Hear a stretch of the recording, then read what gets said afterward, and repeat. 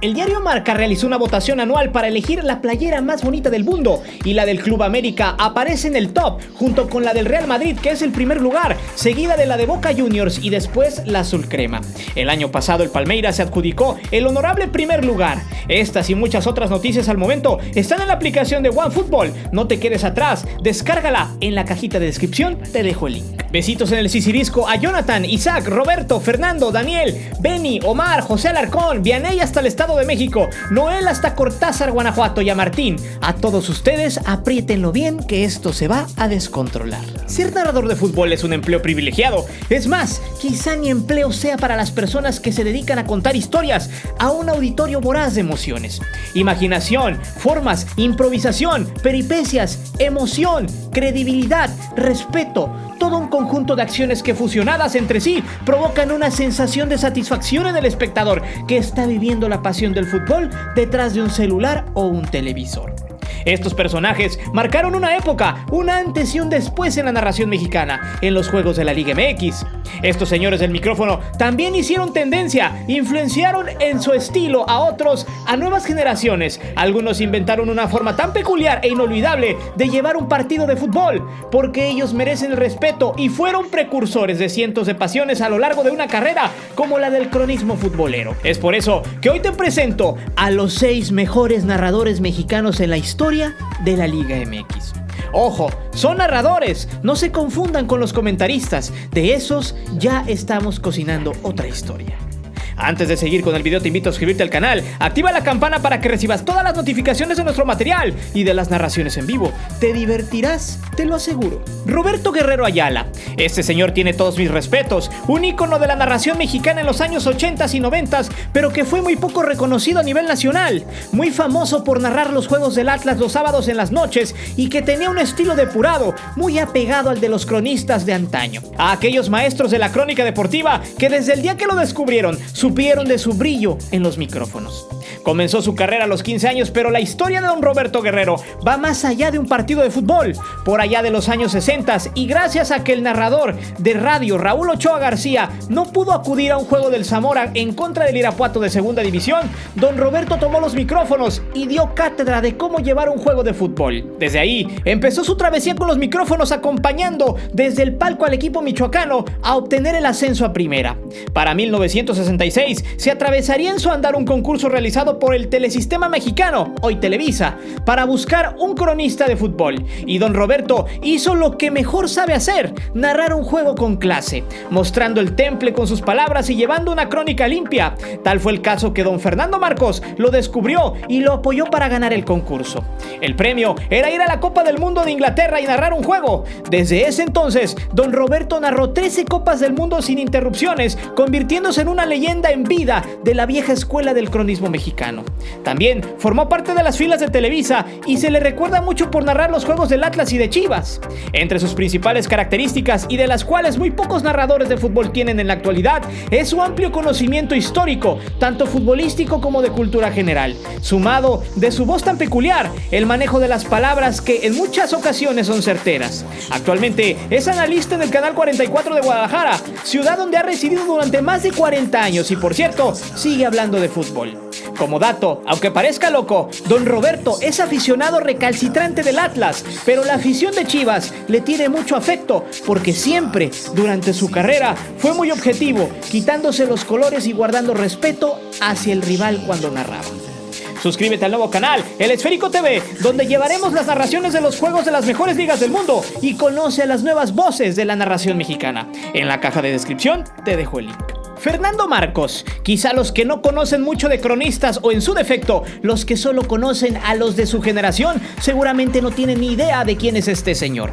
Don Fernando Marcos fue un todólogo de la vida, fue mozo de cantina, beisbolista, cobrador de camiones, maestro, sí, docente normalista, abogado, futbolista, árbitro, periodista deportivo, narrador de fútbol, director técnico de la selección mexicana y también de la América, Necaxa y Toluca, donde existe una anécdota muy buena con los azulcremas, y productor de películas donde donde colaboró con el legendario Indio Fernández. Aunque no lo creas, es por eso y más que tiene que estar en este top. Pero bueno, centrándonos en su carrera como narrador de fútbol, este peculiar personaje fue un creador de muchas frases que a la fecha siguen arraigadas en la afición mexicana, con ese estilo serio, peculiar, rimbombante, magnífico, pero que en su momento se volvió un poco tendencioso hacia cierto equipo.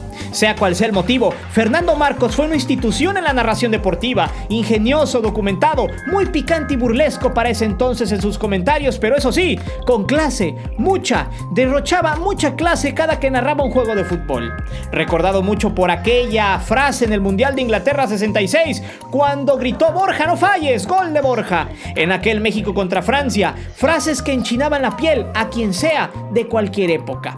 A él se le adjudica la eterna rivalidad de Chivas y América por varias frases cuando este era entrenador del AVE, como la de "América no viene a Guadalajara a ganar, eso es su rutina", o la de "la nueva forma de marcar por teléfono a Guadalajara es 2-0, 2-0, 2-0, cortesía del América". Frases gracias a que el América en aquel entonces le había ganado 3 juegos consecutivos a los equipos de Guadalajara, Chivas, el Oro y el Atlas. Menuda forma de burlarse del rival con mucha clase, y fue el caldo de cultivo de una rivalidad interminable. También es el creador de la clásica frase que dice: "El último minuto también tiene 60 segundos", frase alusiva a que los equipos no deben de aflojar en los últimos minutos y que regularmente, cuando eso sucedía, estos partidos terminaban en historias épicas de locura y algarabía.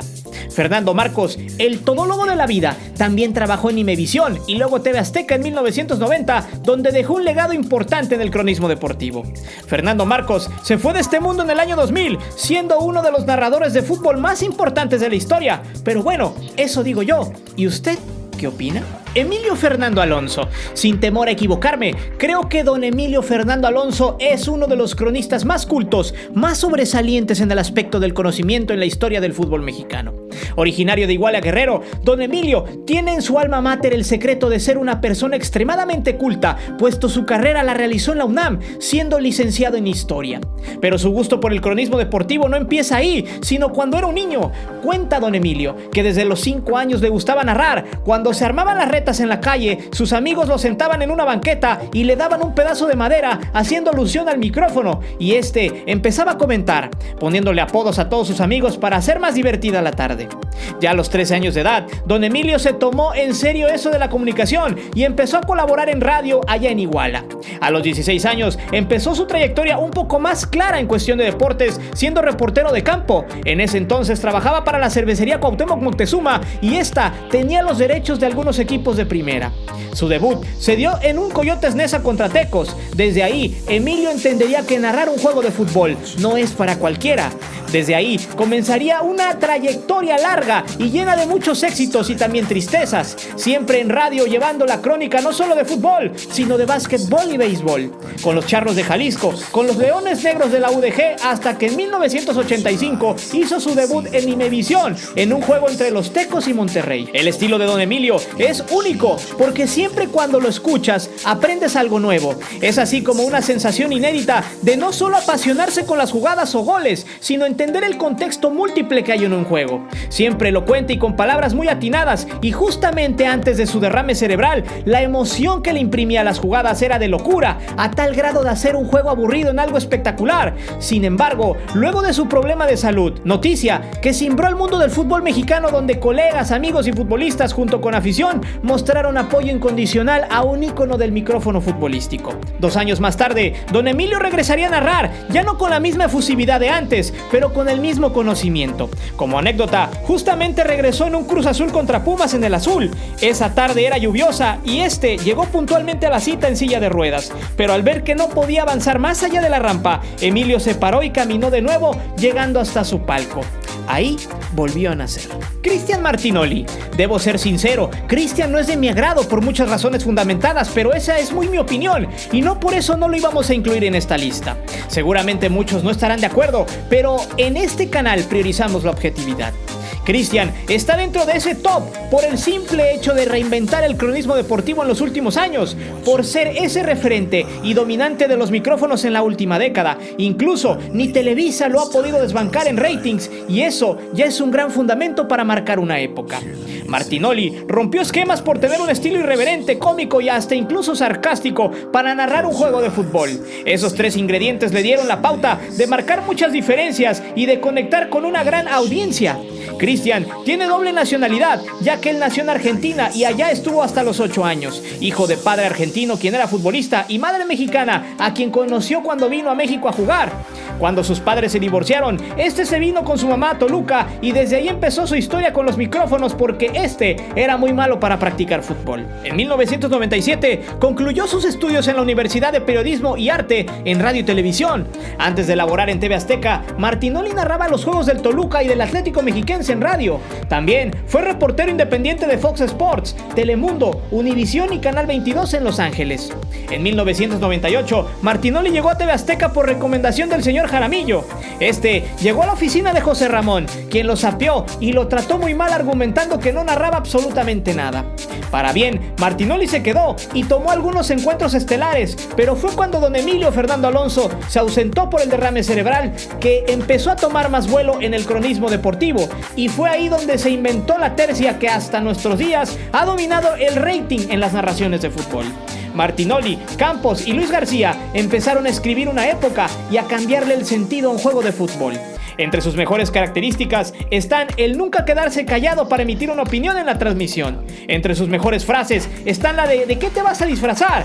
Esta nació gracias a que Santiago Fernández, en aquel fiasco de Carson 2008, se cansó de fallar infamemente. Me caso con tal y tal, hazme un hijo. Cada que algún jugador mostraba magia en los botines. Su atrevimiento, más el relajo que hace en cada transmisión, se ha salido del script y ha sido una fórmula que hasta ahora nadie ha podido superar. Gerardo Peña, icónico, sobresaliente, una leyenda aún viva de la narración, pero marginado al olvido por los intereses de unos cuantos. Gerardo Peña fue un hito del cronismo futbolero en la década de los 80.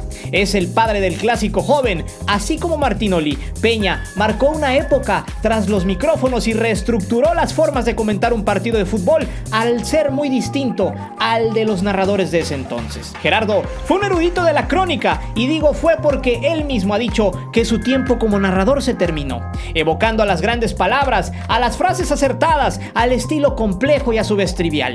Peña tuvo la dicha de ser el mejor narrador del fútbol mexicano en los 80, con grandes rivalidades y broncas entre Chivas y América y Cruz Azul, respetado por varios aficionados de todos los colores y de todos los sabores, por jugadores e incluso por personajes del medio a la fecha. Peña siempre tuvo la batuta en la mano para encontrar en su imaginación la retórica exacta para mencionar una jugada de gol, impartiendo cátedras de cómo llevar un partido al límite con emociones vibrantes, excelsas, que cautivaban hasta el más ateo del fútbol. Pero su historia es muy triste, y no por lo que sucedió hace casi un año, sino por cómo fue despedido del medio. Podríamos decir que Gerardo Peña fue víctima de los dueños de la pelota, víctima enclavada en la oscuridad. Peña inició en 1970 con su estilo fresco en aquel mundial. Desde ahí empezaría a sobresalir y a subir como la espuma. Sin embargo, no todo fue miel sobre hojuelas. A principios de los 90, y ante la popularidad de Enrique Bermúdez, quien por cierto le pirateó varias frases, Peña empezó a perder peso, pero este siguió trabajando hasta 1993 en Televisa, donde a mediados de ese año es despedido por la empresa por hacer una fuerte crítica al nuevo formato que se venía en la Liga MX, el de los torneos cortos. Dijo en ese entonces que eso solo le traería mediocridad al fútbol nacional, y la verdad, tenía toda la razón. Eso no le gustó a los dueños del balón y fue despedido. Después de eso, Peña terminó en el anonimato, hasta que por ahí tuvo ciertas participaciones en MBS 88.9 Noticias, Radio Fórmula, hasta que en el 2017 fue despedido porque era un cronista obsoleto. Lo último que supimos de él era que estaba en un asilo y se había quejado del maltrato, además de pedir una nueva oportunidad en los medios. La vida de Peña siempre fue como un trazo largo, de izquierda a derecha, como un limpia parabrisas. Ángel Fernández. Creo que muchos de aquí estarán de acuerdo que don Ángel Fernández es el mejor narrador de fútbol de la historia en México. Es más que claro, imitado por muchos a la fecha, pero jamás igualado. Y aunque han pasado tantos años después de su último partido en televisión y radio, su legado sigue y seguirá vivo hasta el final de nuestros días. Odontólogo frustrado, narrador por vocación, Fernández hizo su historia en el diario Excelsior junto a Julio Scherer, siendo un narrador por excelencia de box y béisbol. Siempre con un léxico plagado de palabras certeras, con mucha imaginación e improvisación, con la facilidad para crear un apodo en base al propio contexto del jugador o de llevar a la emoción de un partido de fútbol al máximo éxtasis sin necesidad de mirarlo. Ángel era un maestro para crear a través del sonido muchas emociones, muchas sensaciones en el aficionado recalcitrante a cualquier equipo. Para 1959, don Ángel fue contratado por Emilio Azcárraga para que narrara los Juegos de la América.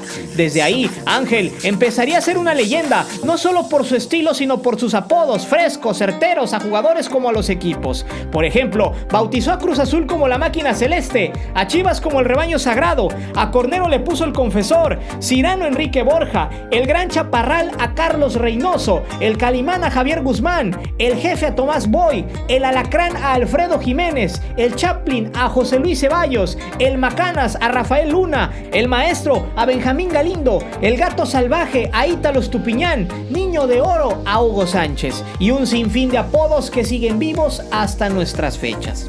Ángel Fernández tuvo muchas anécdotas, pero una que se le recuerda con vehemencia era cuando la imagen lo engañaba y la pelota parecía gol, pero no era gol. Ahí es donde gritaba gol, agregando la frase que se pierde para no quedar mal con la audiencia. Si de imaginación se trata, de estilo único para llevar un juego de fútbol, don Ángel siempre quiso y amó al fútbol, dejando una herencia insuperable. Por eso hago alusión a la siguiente frase: me quito el sombrero y me pongo de pie. Y no, millennial, no, esta frase no es de Pietrasanta. Cierta nostalgia me invade cada que recuerdo que hoy simplemente son pocos los narradores de fútbol que han dejado o dejaron un legado. Cada aficionado seguro se identificará con alguno, sea bueno o malo. Al final, es el estilo el que enamora al público y sobre todo a los aficionados más exigentes, los que viven su pasión en otro nivel. No sé si yo algún día entre en los libros de historia del cronismo, pero lo que sí es realidad es que sin duda alguna estos personajes dejaron una huella muy marcada por generaciones. Por eso yo te pregunto, ¿quién es tu narrador favorito? ¿A quién recuerdas con mucho agrado? ¿Quién es el mejor? Déjame saber tus respuestas en la caja de comentarios porque siempre los leo. Y no olvides de suscribirte al canal y de activar la campana de notificaciones. Mi nombre es Guillermo Antonio. Nos vemos hasta la próxima.